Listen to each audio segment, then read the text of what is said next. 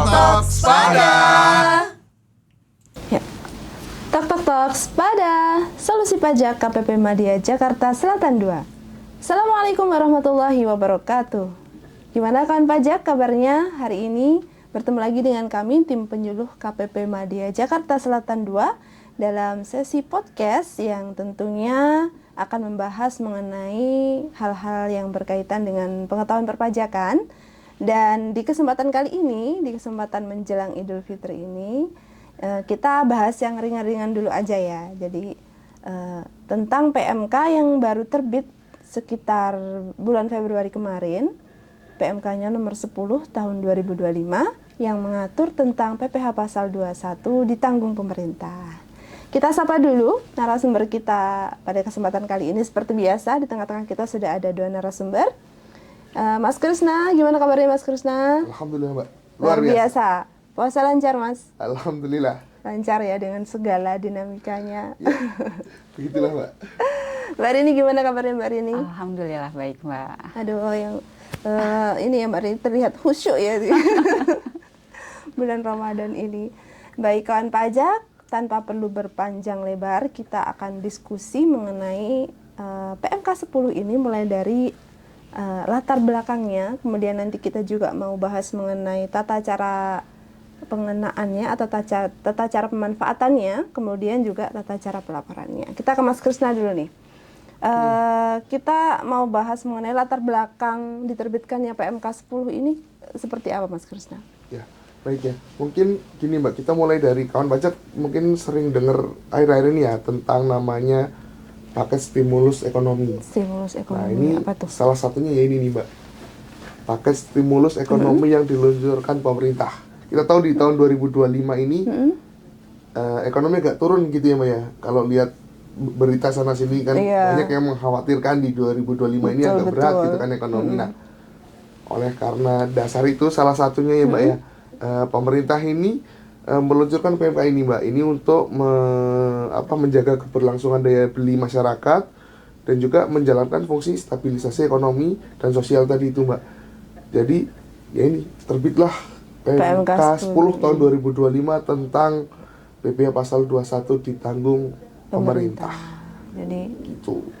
Ini ya langkah konkret pemerintah dalam apa tadi? Menjaga stabilitas ekonomi dan meningkatkan daya beli masyarakat gitu ya Mas daya beli Krishna. Mbak. Contoh konkretnya ini lah Mbak, kalau tanya terkait paket stimulus ekonomi apa gitu. Jadi kalau kita bicara perpajakan bentuknya adalah PMK mengenai PPh 21 gitu kan pajak ya. Nah, setiap pemanfaatan insentif pasti dibahas mengenai subjek atau siapa saja yang berhak menerima insentif. Itu diatur seperti apa Mas Krishna di PMK ini? Iya Mbak, kamu aja kayak sedikit menjelaskan terkait apa insentif PPh pasal 21 ya. Kalau namanya PPh pasal 21 berarti kan nggak jauh-jauh kaitannya sama PPh atas penghasilan yang diterima oleh pegawai gitu kan ya. Ini sama Mbak, jadi PPh 21 ini insentif ini memang subjeknya ya untuk tujuannya untuk pegawai gitu kan yang memperoleh penghasilan gitu kan, baik itu pegawai tetap maupun pegawai tidak tetap dengan beberapa kriteria. Jadi ada kriterianya nih, nggak semua pegawai tetap atau tidak tetap bisa memperoleh insentif ini. Kriterianya ada 3 Mbak. Yang pertama, yang bersangkutan nih memiliki NPWP atau NIK yang diadministrasikan di Dukcapil dan sudah terintegrasi dengan sistem administrasi DJB. Nah, ini berlaku untuk pegawai tetap maupun pegawai tidak tetap. Kemudian yang kedua, dipisahkan nih Mbak, untuk pegawai tetap, penghasilan bruto tetap dan teratur di masa Januari 2025 atau masa mulai bekerja di tahun 2025, katakanlah dia Januari belum bekerja, mulai bekerja di Februari ya. Ini nanti penghasilannya tidak lebih dari 10 juta. Gitu ya Mbak ya. Kemudian untuk pegawai tidak tetap, ya kan, ini ketentuannya adalah upah rata-rata sehari tidak lebih dari Rp500.000 Mbak. Nah, untuk upah yang ini Rp500.000 ini untuk upah yang dibayarkan secara harian, mingguan, satuan atau borongan. Dalam hal ternyata upahnya untuk pegawai tidak tetap ini bayarkan secara bulanan. Ini hitungannya tetap sama seperti pegawai tetap tadi ya. Upahnya tidak lebih dari 10 juta. 10 juta batasnya. Jadi di bawah itu berhak memperoleh insentif. Yang ketiga, ini tidak yang bersangkutan ya, pegawai yang bersangkutan tidak menerima insentif PPh 21 DTP berdasarkan peraturan perundang-undangan yang lain. Contohnya mungkin kemarin sempat ada insentif IKN gitu ya kita nyebutnya. Di situ ada PPh pasal 21 DTP. Jadi satu aja. Nggak boleh double-double. Insentifnya gitu kan. Jadi yang sudah manfaatkan insentif contoh IKN tidak lagi berhak manfaatkan yang di PMK ini gitu ya. Mbak. Tadi kan berarti ada kriteria pengaturan mengenai penghasilan yang diterima, Mas Kusna. Terus kalau ini pegawai sektor-sektor tertentu mungkin atau memang semua pegawai atau karyawan dapat manfaatkan insentif ini, Mas Kusna? Iya Mbak, hampir kelewat ya. Tadi kalau kita bahas hanya dari sisi pegawainya gitu kan. Sekarang kita masuk ke pemberi kerjanya gitu kan. Jadi selain pegawainya, pemberi kerjanya juga punya kriteria tertentu nih yang bisa memanfaatkan ini ya, PPh 21 DTP ini ya kan. Jadi PPh 21 DTP ini dapat dimanfaatkan oleh pegawai yang bekerja pada pemberi kerja dengan kriteria tertentu, antara lain ya kan, pemberi kerja yang bergerak pada bidang industri alas kaki, satu ya Mbak ya, kemudian tekstil atau pakaian jadi, kemudian ada furniture, dan yang terakhir kulit atau barang dari kulit. Dan gitu kan, ini bidang secara garis besarnya ya. Nah detailnya ini ada juga yang harus dipenuhi nih. Jadi pemberi kerja itu, KLU si pemberi kerja itu harus masuk ke dalam daftar KLU di lampiran PMK 10. Jadi ada sekitar 56 KLU. Nanti kawan pajak bisa cek sendiri ya gitu. Maksudnya kalau kita jabarin 56 kayaknya panjang gitu ya Mbak ya. Bisa sampai beduk ya Mas Kusna ya. Iya, jadi pengen makan siang nanti kalau jabarin 56. Betul.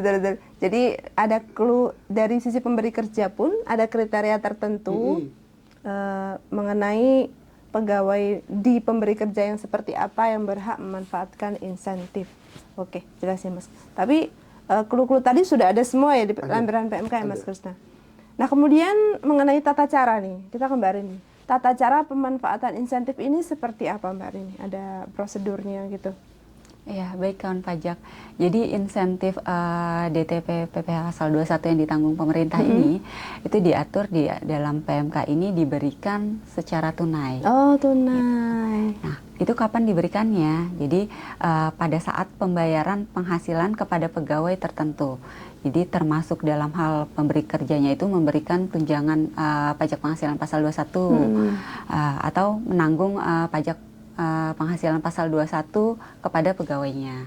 Nah, sebagai catatan, nih pembayaran tunai PPh pasal 21 yang ditanggung pemerintah yang sebagaimana dimaksud dalam pasal 1 itu tidak diperhitungkan sebagai penghasilan yang dikenakan pajak ya kawan pajak. Oke. Gitu. Masa iya yang sudah diberikan insentif tadi masih dipotong dengan pajak juga gitu ya. Jadi berarti kalau misalnya pemberiannya dalam bentuk tunai ada bukti potong juga ya Mbak Rini? Betul. Nah, itu juga tetap dibuatkan bukti potong ya Mbak Zakia ya. Jadi tata cara untuk pembuatan bukti potongnya sendiri itu sama seperti pembuatan bukti potong pasal 21 seperti normalnya ya.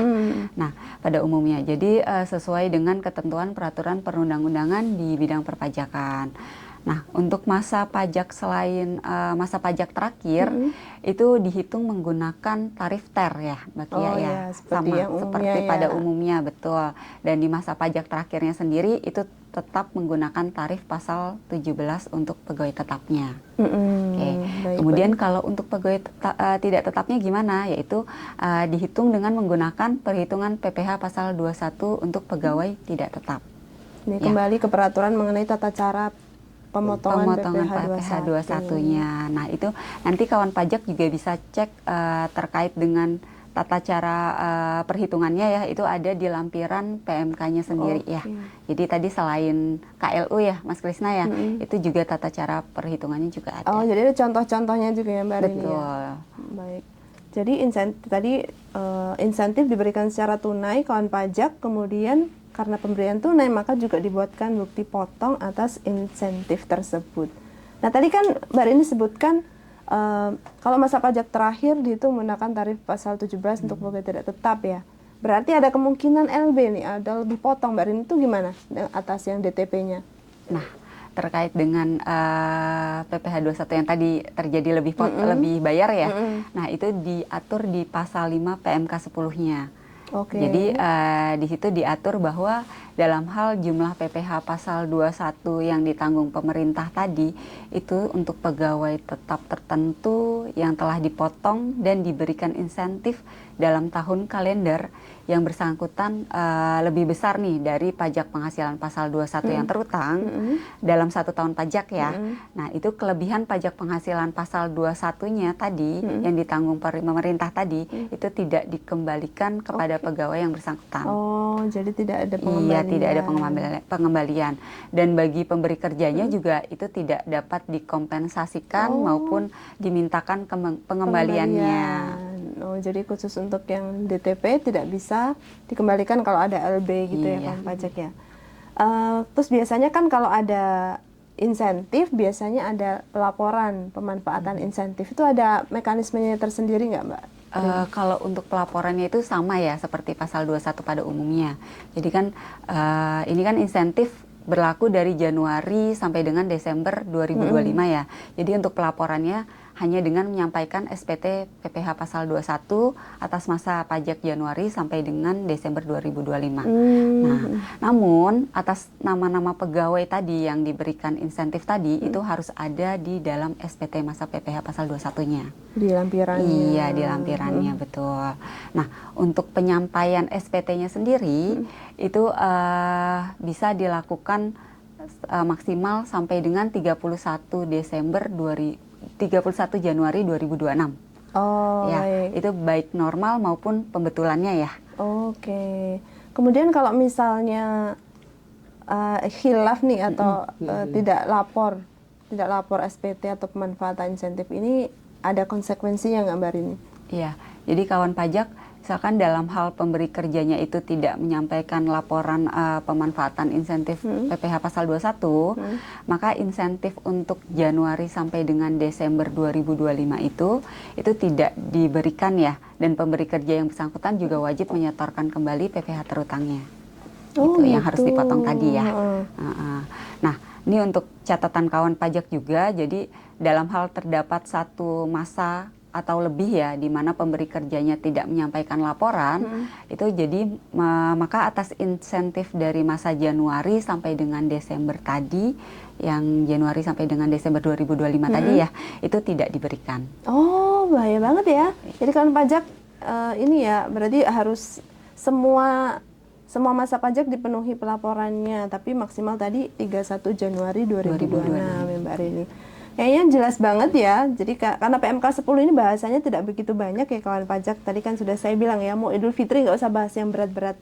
Jadi kalau mau Idul Fitri bahasanya insentif gitu ya. Jadi tadi sudah dijelaskan Mas Krisna latar belakang, kemudian subjeknya baik itu si penerima penghasilan maupun dari sisi pemberi kerja. Ternyata ada kriterianya sendiri. Kawan pajak nanti bisa cek di lampiran PMK ini mengenai clue. Kemudian sama Mbak Rini juga sudah dijelaskan mengenai tata cara pemanfaatan insentif serta tata cara pelaporan pelaporan pemanfaatan realisasi kurang lebih kayak gitu ya kan pajak. Jadi tadi yang sangat penting dicatat adalah kalau ada satu masa pajak tidak dilapor maka insentif tidak diberikan. Nanti kita akan nagih ya kan pajak ya. Kayaknya kita tidak perlu panjang-panjang. Jadi dan bahasan PMK 10 juga tidak begitu mendalam. Mungkin dari Mas Krisna atau Mbak Rini ada yang perlu digarisbawahi atau mau ditambahkan? Ini sih Mbak, tadi mungkin sekali lagi menggarisbawahi kalau PPh insentif ini Mbak, insentif PPh 21 DTP ini berlaku untuk masa pajak Januari sampai dengan Desember 2025. Setahun full. Setahun full. Berarti kalau kemarin baru tahu ini nih, berarti masih bisa dikejar ya Mas Krisna. Masih bisa. Jadi kawan pajak, kalau yang masih bingung dengan mengenai tata cara pemanfaatan insentif PPh 21 DTP, banyak sekali saluran-saluran kawan pajak bisa mengetahui informasi tentang ini, terutama kawan pajak bisa akses di www.pajak.go.id, karena biasanya kan ada PMK terbaru bisa diakses dari situ. Dan jangan lupa untuk selalu mengikuti channel kita di YouTube KPP Madya Jakarta Selatan 2 serta follow Instagram @pajakmadyajaksel2, karena biasanya dari situ kita akan menyampaikan informasi-informasi terkini terkait dengan perpajakan. Kayaknya cukup segitu aja kawan pajak ya. Terima kasih Mas Krisna, Mbak Rini atas waktunya. Sekali lagi semoga bulan puasanya bisa finish dengan apa ya? Kita jadi juara gitu ya. Kalau ibarat kita lagi racing, kita bisa finish dengan membanggakan. Bagi yang persiapan mudik juga jangan lupa jaga kesehatan. Semoga selamat sampai tujuan. Terima kasih sudah menyaksikan podcast KPP Madya Jakarta Selatan 2. Sampai berjumpa di sesi-sesi berikutnya. Assalamualaikum warahmatullahi wabarakatuh. Sampai jumpa.